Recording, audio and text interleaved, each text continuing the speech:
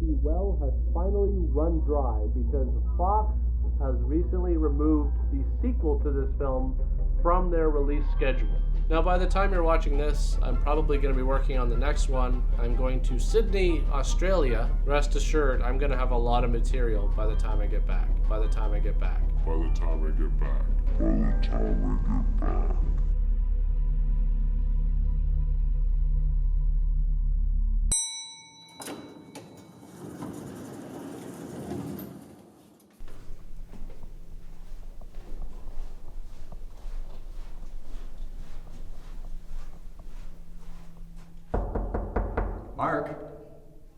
Mark, nobody's heard from you in months. Are you home?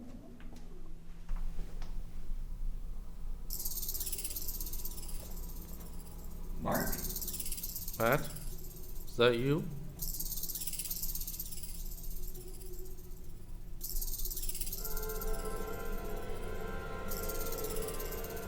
What's going on? Are you wearing a wig and a fake beard? Oh, yeah. I've always kind of wondered what it would be like to have long hair and a beard, so I'm wearing this for the past few days. Ah, that's weird. What are you here for, Matt? Dude, what happened? Where's all your stuff? I got rid of it. All of it. Clean slate. Fresh start. You haven't posted a video in 3 months. Nobody knows where you are. You disappeared to Australia for God knows how long. Then I come in here and see you living like a vagabond. Are you going nuts? Lost my mind. Oh, no, I haven't lost my mind, Matt. In fact, I'm more sane now than I've ever been. Because without bad movies, I can finally get on with my life. Because before it was just bad movies all the time. And when I thought I found the worst bad movie, people just kept requesting more and more movies. Mark, you should check out this one. Mark, you should watch this one. And it started a list. And the list just never ended, Matt. You know how long the list is? Have you seen the list? Do you want to see the list? Yeah, sure. Okay, to be honest, I hadn't really anticipated on you saying yes, so I don't really have the list printed off because I sold my printer. So it's just kind of on my laptop in an Excel spreadsheet. Can't you just export it as a PDF and send it to me? Yeah, I could do that. It's just that having you leafing through hundreds of pages would just be a little bit more dramatic rather than just scrolling through a PDF. Yeah.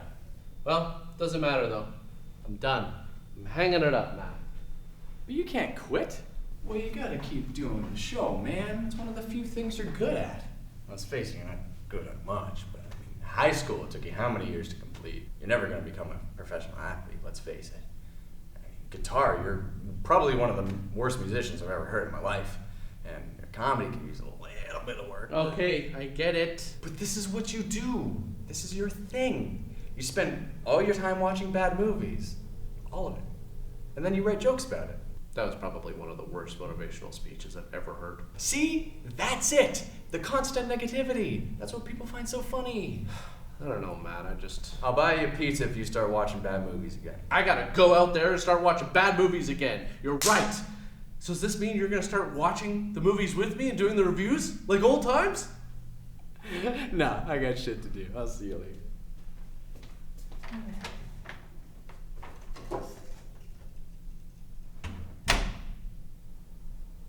Shit.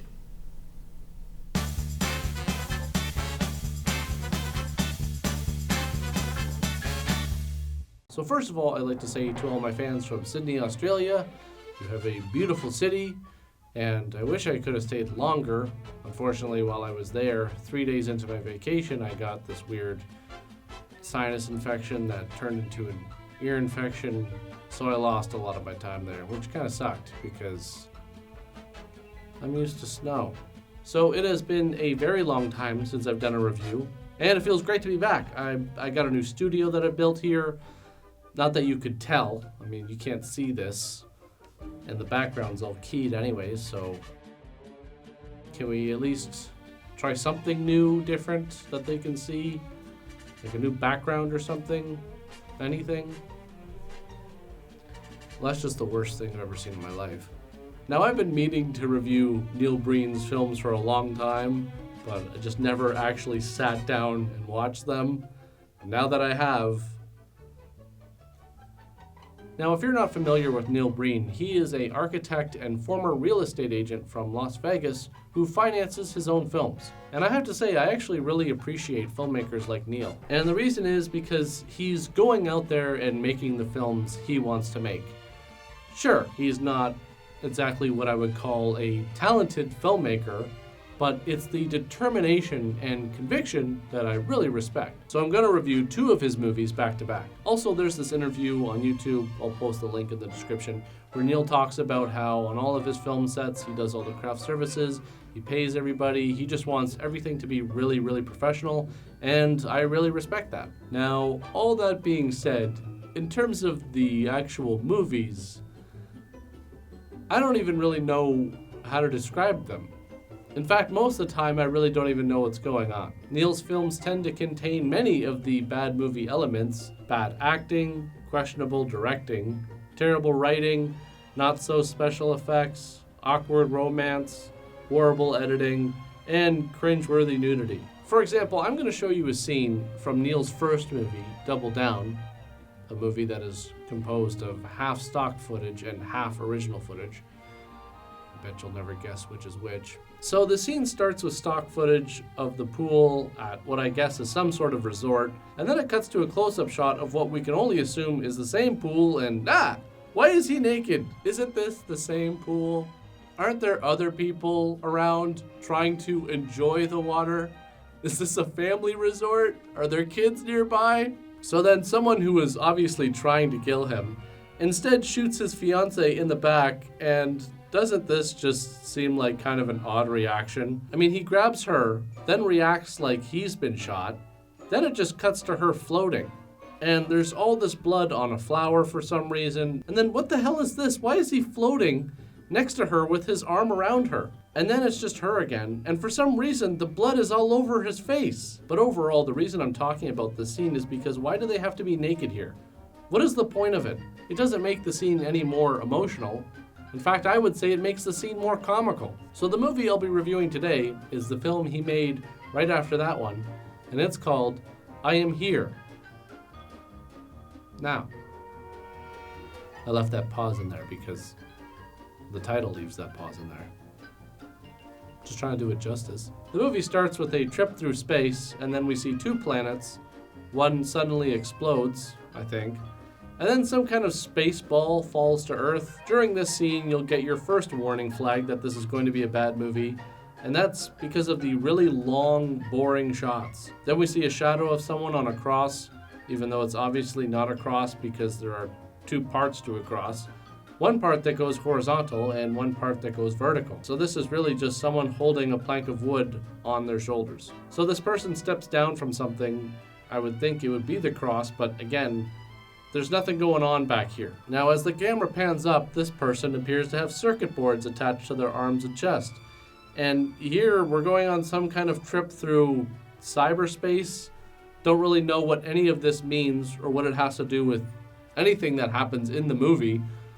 Seriously, having watched the movie and going back and looking at this now, it means I don't even know how to piece this together. And then we see that it's Neil. I guess he's playing Cyber Jesus in this movie. But then it kind of switches to, I don't know, I guess this is his true form? Is that like his alien face? The credits call his character The Being. I'll be honest, I really don't even know what he's supposed to be in this movie. I guess it would technically be God. Some kind of alien that created Earth. I don't know if he created everything, but I'll refer to him just as God, alien guy. So again, we go back to the shot tilting up to see his face, and then we go back to the close-up, and then back to the exact same shot again. Alien God goes for a walk in the desert, seeing some weird stuff along the way that, again, I really don't understand at all.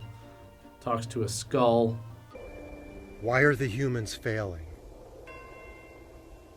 I've given them everything.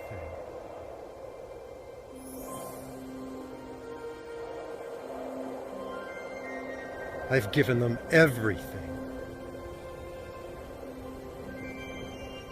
everything. Wait, I'm sorry, I wasn't paying attention. How much has he given us? Now, if you're watching this and you're kind of lost as to what's going on, trust me, you're not alone. In fact, I would say you're easily in the majority. The vast majority. I honestly don't think I've ever been this bored and confused within the first 10 minutes of a movie in my entire life. So there's these two junkies hanging out in the back of their truck, shooting their guns and getting high on heroin, and wow, that is a lot of heroin. I want you so bad. I really want you to.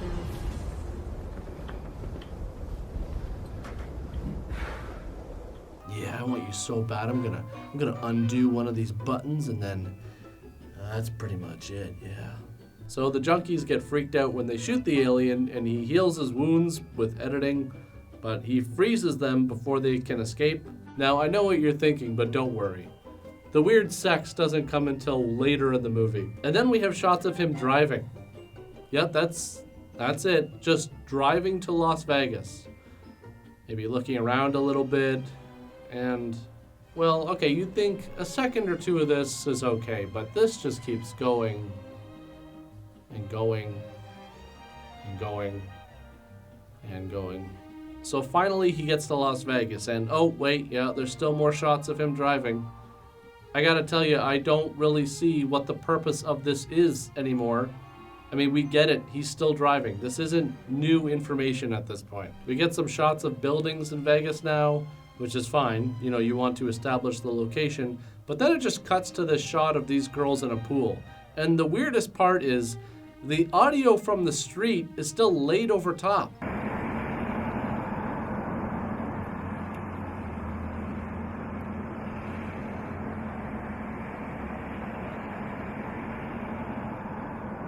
On this shot, it makes sense. You get the idea that this is what he's seeing while he's driving. But I really don't think he's looking out the window and getting this perspective. Now, throughout the next few minutes, and to be honest, pretty much throughout the rest of the film, you might get the idea that the movie is trying to send out a message that sustainable energy is good and greed and corruption is bad.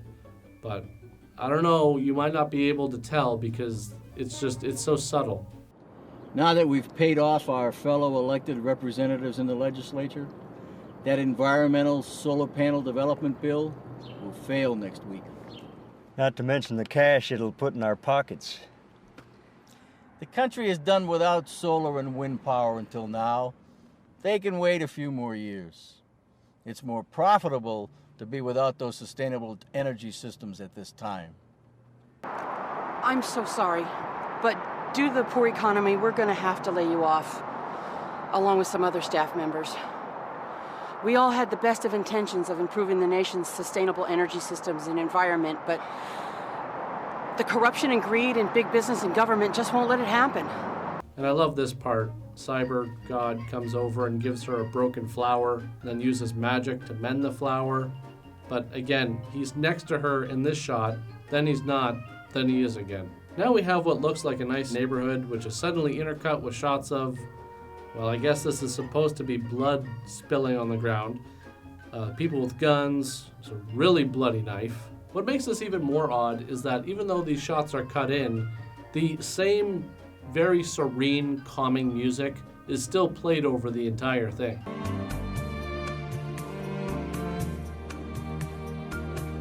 So the girl who was just let go from her job is talking to her twin sister about how she doesn't know what to do. Now that she's unemployed, she won't be able to support her fake baby. They're not gonna hire any of us back at this point. And I have this baby. Fake baby. How am I gonna support her if I'm all alone? You'll find something. You're my twin sister. You're pretty and smart. You're hot. We're hot. So her sister somehow convinces her to become a hooker, and then they walk slowly down the street. Some guy is somehow completely distracted by their appearance that he falls off of his bike, and because they're nice people, they proceed to laugh at him and walk away. Now Amber takes Cindy to go meet up with a bunch of guys who are apparently in some kind of gang, and I've got to say, if this is the Las Vegas underworld, color me underwhelmed. And everyone just kind of stands there nodding as they check the girls out for what seems like forever. I get her first.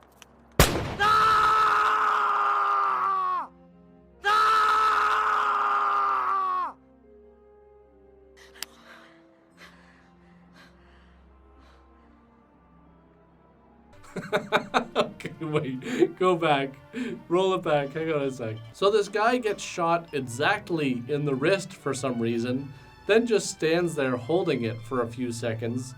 The girls get scared, and then there's just this shot of this guy who really has no reaction at all. It almost feels like an editing mistake. And can we talk about how easy it was to convince this girl to do this in the first place? It's pretty much just like, oh, I got laid off. Well, there's just no way I'm gonna be able to find a job that's half as interesting as that one. I guess it's prostitution for me. I mean, I could start looking for another job, but I don't know. I think I'm gonna go with working with a bunch of criminals who will sell my body for money. Yeah, sounds like there's a lot of job security in that one. Well, to be fair, it would be tax-free, so there is that. There's this scene, which feels like an eternity, and it adds nothing to the movie. I think that's the part that frustrates me the most. If you want to have a long scene that's full of dialogue, whatever, you know, if you just want to get out that exposition, okay, fine. But this is nothing. It means nothing in the grand scheme of things. Just watch. Here, let's break it down. The girls go into the water. The guy watches. The girls put their sunglasses on. The girls struggle to get onto the pool floats because, you know, this is really sexy stuff right here. The guy watches. The girls get out of the pool. The girls take their tops off. The girls start laughing for a while. There's a shot of this for some reason. The girls keep laughing. The girls get back into the water, backwards. The girls lie on the floats for a while. Another shot of this thing. Dude is still watching. And hey, look, the girls are out of the water, laughing again. So now we're gonna fill up these glasses with champagne. Girls are still laughing. And we're still trying to fill up these glasses. And that's the end of your scene. Now, can you see why that scene, which lasts 5.5 minutes, by the way, is so crucial to the plot? No? Good, because neither can I. So now we're back to the rough part of town. Don't mind me, I'm just gonna hit the fast forward button here.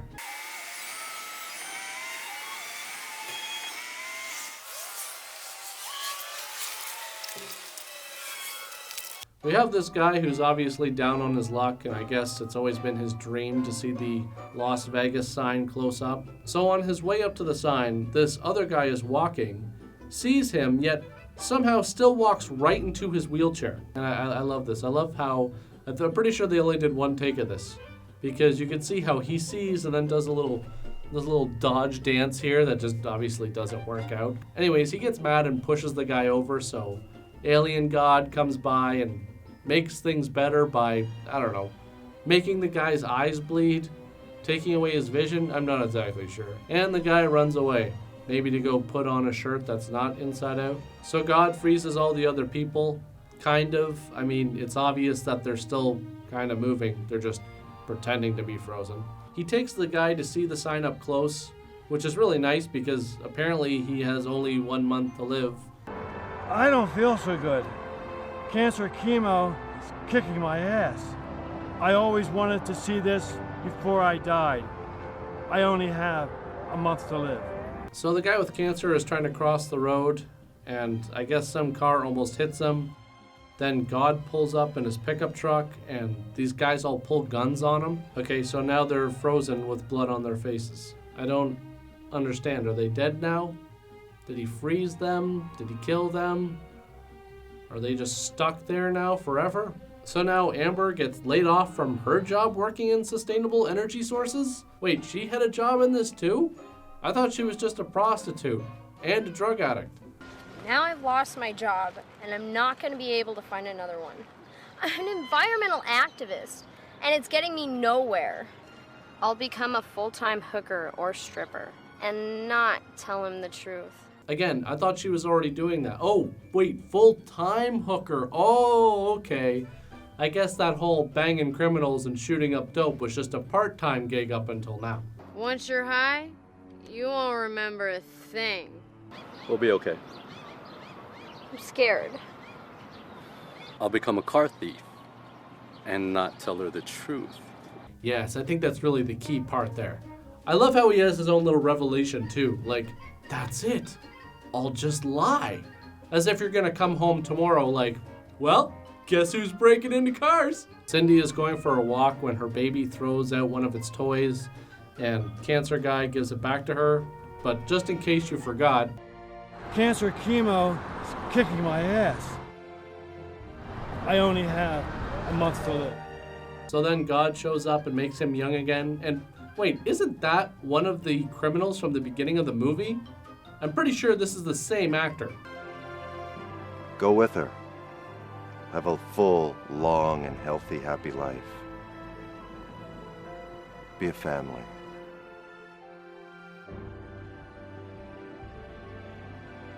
Wait, I don't understand. So, they're gonna become a family now? Based on what? He picked up one of her kids' toys, and now he's not old and sick anymore? That's the foundation for this marriage? I'd kinda like to know what her thoughts are on this whole thing, because she kinda looks a little weirded out. And I really don't see how this changes anything. She still doesn't have a job. So Amber's car-robbing boyfriend wants to be part of the gang, but they see him as a problem and decide to just kill him instead.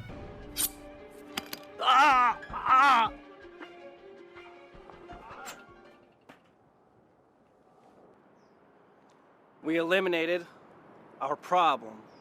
I'd like to see the audition for that guy.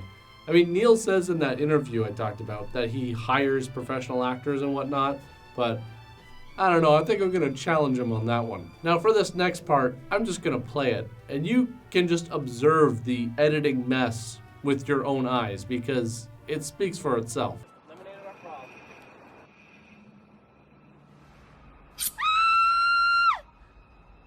What?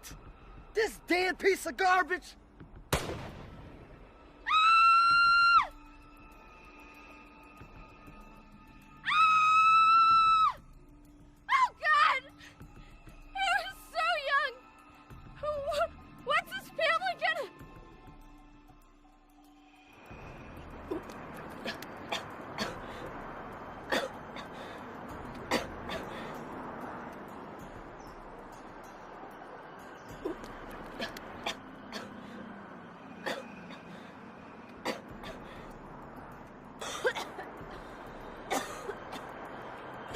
So the leader of the gang starts talking about how there's a rat in the crew, which, quite honestly, I don't understand why. We haven't seen anything so far in this movie that would give him that impression. So he accuses the guy in the green shirt, and for whatever reason, this guy drops his gun and runs towards the group. Yes, that sounds like a solid idea.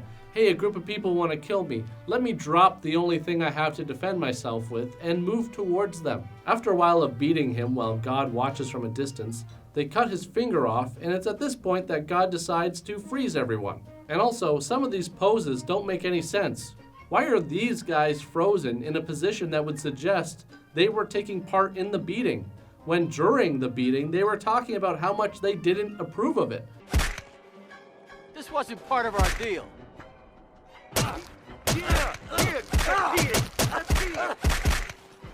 No payoff is worth this. I don't want any part of it. And I hope you're in the mood for some more symbolism because here it comes. And again, it's obvious that these crosses aren't actually stuck in the ground and are just being held up by these guys. So alien guy takes Amber out of the situation as well. And are you ready for this? You're free. Go.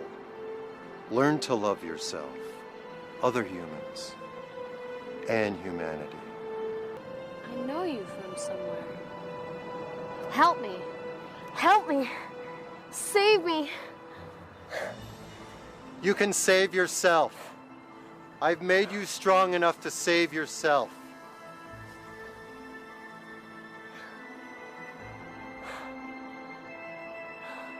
And then suddenly Amber lets go of him and starts slowly backing away from him, almost as if she's had some sort of revelation.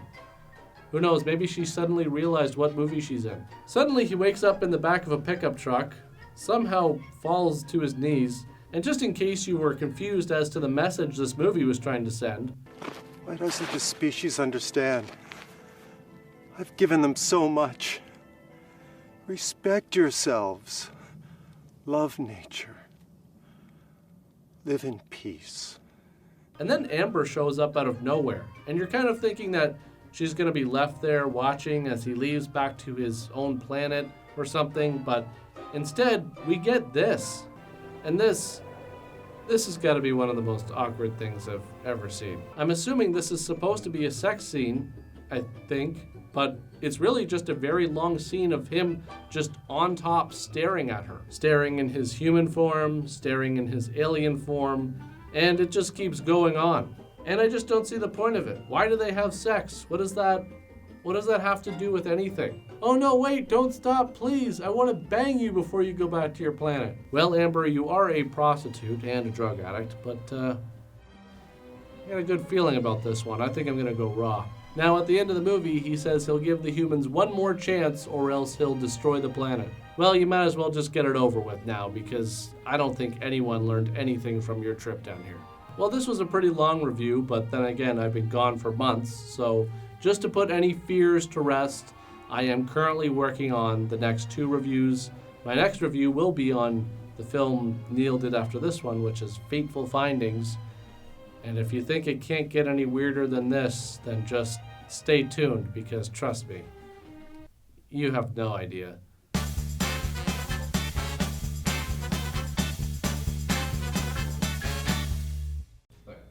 That's weird. What are you here for, Matt? Dude, what happened? Where's all your stuff? I sold it. Got rid of all of it. Need a fresh start. What are you here for, Matt? Dude, what happened? Where's all your stuff? I sold it. I got rid of everything. Fresh start. Fanboy free. No more bad movies, Matt. No more bad movies. I thought it ended, and then you kept going. I was like, shit. What are you here for, Matt? Dude, what happened? Where's all your stuff? I got rid of it. Got rid of all of it. Gotta do a fresh start. Clean slate. Fanboy.